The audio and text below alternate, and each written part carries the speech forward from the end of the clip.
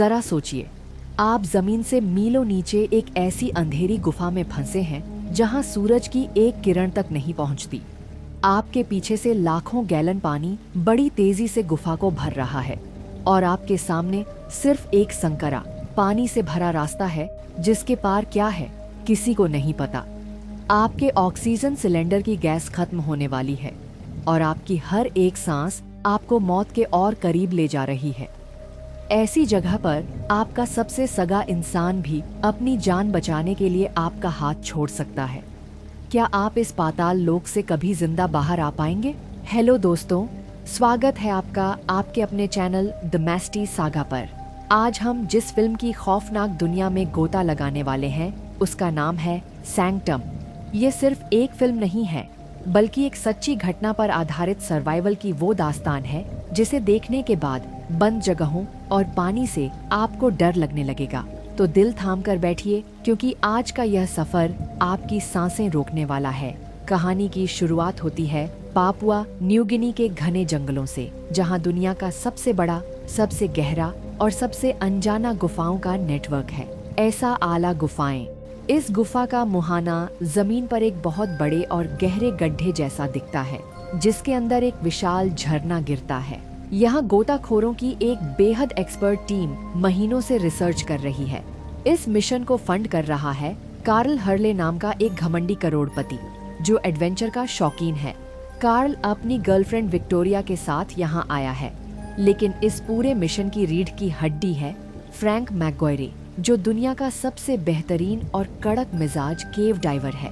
Frank के लिए यह गुफाएं उसका घर हैं और वो इसके नियमों को अच्छे से जानता है। इसी टीम में फ्रैंक का 17 साल का बेटा जोश भी है। जोश अपने पिता से नफरत करता है क्योंकि उसे लगता है कि फ्रैंक एक पत्थर दिल इंसान है जिसे अपने परिवार से ज्यादा इन अंधेरी गुफाओं और पत्थरों से प्यार है। जोश का काम सिर्फ ऊपर से नीचे सामान सप्लाई करना है। टीम का मकसद है इस गुफा के उस आखिरी छोर को ढूंढना जो सीधे समंदर में जाकर खुलता है। फ्रैंक और उसकी सबसे भरोसेमंद डाइवर साथी जूडी गुफा के सबसे निचले हिस्से में एक नई टनल की खोज कर रहे होते हैं। फ्रैंक और जूडी पानी के अंदर मीलों गहरे एक संकरे रास्ते की जांच कर रहे होते हैं। तभी अचानक जूडी के ऑक्सीजन पाइप में एक कंकड़ फंस जाता है और उसका पाइप फट जाता है। पानी के अंदर जूडी की ऑक्सीजन तेजी से खत्म होने लगती है और वो पैनिक कर जाती है। फ्रैंक तुरंत अपनी सूझबूझ से अपना खुद का मास्क निकालकर जूडी को सांस देने की कोशिश करता है, जिसे डाइवर की भाषा में शेयरिंग कहते हैं। लेकिन जूडी इतनी बुरी तरह डर चुकी थी कि वो फ्रैंक का मास्क छीनने लगती है, जिससे दोनों की मौत हो सकती थी। फ्रैंक के सामने एक खौफनाक चॉइस थी, या तो वो जूडी के साथ खुद मर जाए या अपनी जान बचाए। भारी मन से फ्रैंक जूडी को खुद से दूर धकेल देता है। जोश और कार्ल ऊपर लगे कैमरे पर यह सब लाइव देख रहे होते हैं। जूडी पानी के अंदर तड़प तड़प कर दम तोड़ देती है। जब फ्रैंक पानी से बाहर आता है तो उसका बेटा जोश अपने पिता पर चिल्लाता है और उन्हें एक कातिल कहता है, लेकिन फ्रैंक शांत रहता है क्योंकि वो जानता है कि गुफा में भावुक होने का मतलब है अपनी मौत को दावत देना। अभी वे जूडी की मौत के सदमे से बाहर भी नहीं निकले थे कि तभी ऊपर बेस कैंप से एक बेहद डरावनी खबर आती है। जंगलों में एक बहुत बड़ा चक्रवात यानी भयानक तूफान आ चुका था और मूसलाधार बारिश का पानी सीधे उसी गड्ढे की तरफ बढ़ रहा था जहां से वे अंदर आए थे। तूफान इतनी तेजी से आता है कि ऊपर मौजूद टीम को बेस कैंप छोड़कर भागना पड़ता है। जोश किसी तरह रस्सी के सहारे अपने कुछ साथियों को ऊपर भेजने की कोशिश करता है, लेकिन तब तक बहुत देर हो चुकी थी। अचानक गुफा के मुहाने से बाढ़ का पानी एक सुनामी की तरह नीचे गिरने लगता है। पानी का प्रेशर इतना ज्यादा था कि ऊपर जाने वाली रस्सियां टूट जाती हैं और भारी मलबे के गिरने से वो रास्ता हमेशा के लिए बंद हो जाता है जिससे वे अंदर आए थे।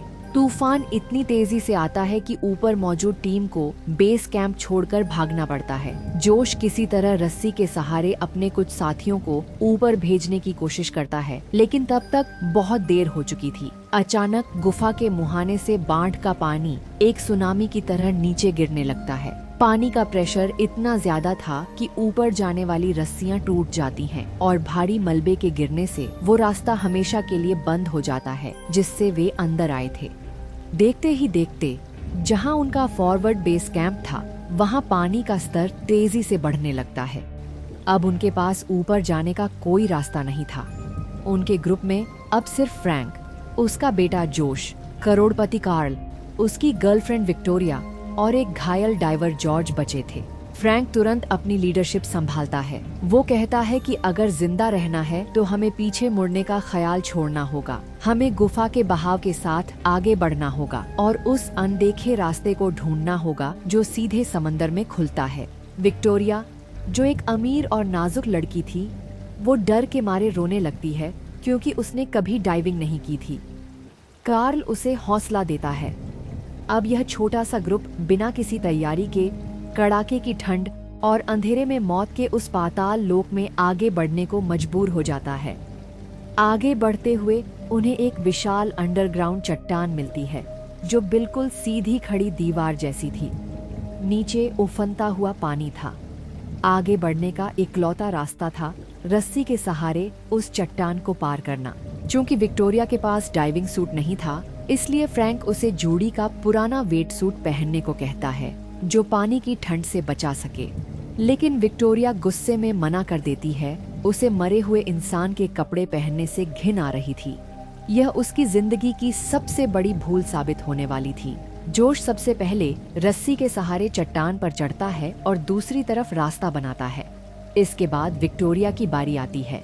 विक्टोरिया जैसे ही रस्सी पर लटकती है, गुफा के ऊपर से पानी का एक बहुत तेज फव्वारा सीधे उसके ऊपर गिरता है। पानी इतना ठंडा था कि विक्टोरिया के हाथ पैर जमने लगते हैं। घबराहट में उसके लंबे बाल रस्सी पर लगे मेटल के गियर में बुरी तरह फंस जाते हैं। वह हवा में लटक जाती है। पानी के भारी दबाव के कारण उसके बाल उसकी खोपड़ी से खींचने लगते हैं और वो दर्द से चीखने लगती है। फ्रैंक नीचे से चिल्लाता है कि वो अपने चाकू से अपने बाल काट दे, लेकिन ठंड और दर्द की वजह से विक्टोरिया का दिमाग काम नहीं कर रहा था। वो गलती से चाकू अपने बालों पर चलाने के बजाय उस रस्सी पर चला देती है जिस पर वो लटकी हुई थी। पलक झपकते ही रस्सी टूट जाती है और विक्टोरिया कार्ल की आंखों के सामने मीलों गहरी चट्टान से सीधे नीचे पत्थरों पर जा गिरती है। उसकी मौके पर ही मौत हो जाती है। कार्ल अपनी प्रेमिका की लाश देखकर पागल सा हो जाता है और इस ग्रुप का एक और सदस्य हमेशा के लिए खत्म हो जाता है। माहौल में अब खौफ और अवसाद पूरी तरह छा चुका था। इसी बीच घायल डाइवर जॉर्ज की तबीयत बहुत खराब हो जाती है।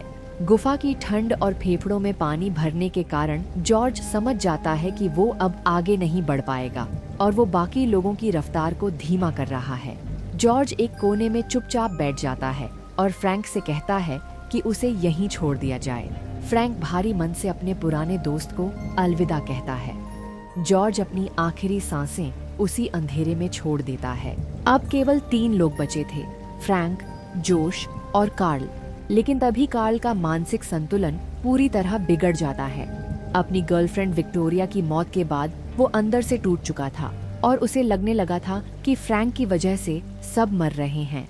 जब फ्रैंक और जोश आगे का रास्ता देखने के लिए एक संकरी टनल में जाते हैं, तब कार्ल एक बेहद घटिया और खौफनाक काम करता है।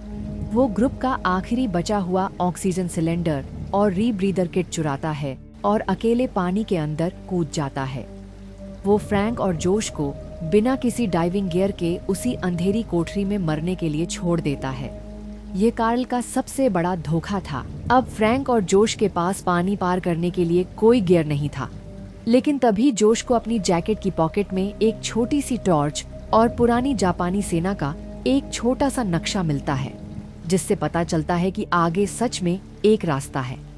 बाप बेटे अपनी बची कुची सांसों को रोककर बिना गियर के उस बर्फीले पानी में तैरने का फैसला करते हैं। पानी के अंदर बिना ऑक्सीजन के तैरना किसी नर्क से गुजरने जैसा था। किसी तरह अपनी सांसों को काबू में रखते हुए फ्रैंक और जोश अगली एयर पॉकेट, जहां थोड़ी हवा थी, में पहुंचते हैं। वहां पहुंचकर उन्हें जो दिखता है उसे देखकर उनके पैरों तले जमीन खिसक जाती है। सामने कार्ल की लाश तैर रही थी। दरअसल धोखेबाज कार्ल जादुई रास्ते को समझ नहीं पाया और पानी के अंदर पत्थरों से टकराकर उसका रीब्रीदर टूट गया था, जिससे वो डूबकर मर गया। लेकिन मुसीबत अभी खत्म नहीं हुई थी। पानी के तेज बहाव ने फ्रैंक को एक नुकीली चट्टान की तरफ धकेल दिया था और वो नुकीला पत्थर फ्रैंक की पीठ के आर पार हो चुका था। फ्रैंक बुरी तरह घायल था। उसकी रीढ़ की हड्डी टूट चुकी थी और वो हिल भी नहीं पा रहा था। वो जानता था कि उसका अंत आ चुका है। जोश अपने पिता को रोते हुए पकड़ लेता है। यहाँ फ्रैंक का कड़क मिजाज पूरी तरह पिघल जाता है। वो अपने बेटे की आंखों में देखता है और कहता है, जोश, मुझे माफ कर देना। तुम बहुत बहादुर हो। अब तुम्हें यहाँ से अकेले जाना होगा, लेकिन जाने से पहले मुझे इस असहनीय दर्द से आजाद कर दो। फ्रैंक जोश से उसे मर्सी किलिंग देने की भीख मांगता है, क्योंकि वो तड़प तड़प कर नहीं मरना चाहता था। जोश रोते हुए अपने ही पिता को पानी के अंदर ले जाता है और उन्हें इस दर्द से हमेशा के लिए आजाद कर देता है। जोश ने अपने पिता को खो दिया था, लेकिन अब उसके अंदर फ्रैंक की वो निडर आत्मा आ चुकी थी। जोश कार्ल के मलबे से आखिरी बची हुई ऑक्सीजन की थोड़ी सी गैस लेता है और आखिरी टनल की तरफ बढ़ जाता है। पानी के अंदर उसकी लाइट भी बुझ जाती है। चारों तरफ सिर्फ घना अंधेरा था, लेकिन तभी उसे पानी के अंदर एक हल्की सी हलचल और रोशनी की किरण दिखती है। वो समंदर की लहरें थीं। जोश पूरी ताकत लगाकर ऊपर की तरफ तैरता है। एक जबरदस्त छलांग के साथ जोश पानी की सतह पर बाहर आता है।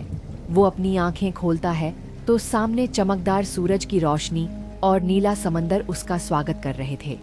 उस पूरे बड़े मिशन में से सिर्फ और सिर्फ 17 साल का जोश ही जिंदा बाहर आ पाया था। उसने न सिर्फ दुनिया की सबसे खतरनाक गुफा को फतह किया था, बल्कि अपने पिता के उस जज्बे को भी समझ लिया था, जिसने उसे आज एक नया जीवन दिया था। तो दोस्तों, यह थी रोंगटे खड़े कर देने वाली कहानी फिल्म सैंक्टम की। यह फिल्म हमें सिखाती है कि जब आप प्रकृति के सामने होते हैं तो आपका घमंड और आपका पैसा आपको नहीं बचा सकता।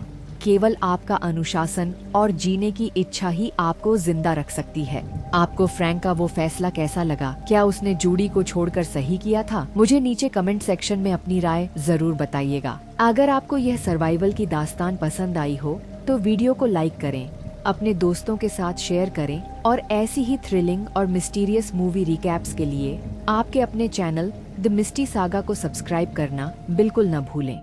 मिलते हैं आपसे अगले वीडियो में एक नई कहानी के साथ। तब तक के लिए अलविदा, सुरक्षित रहें।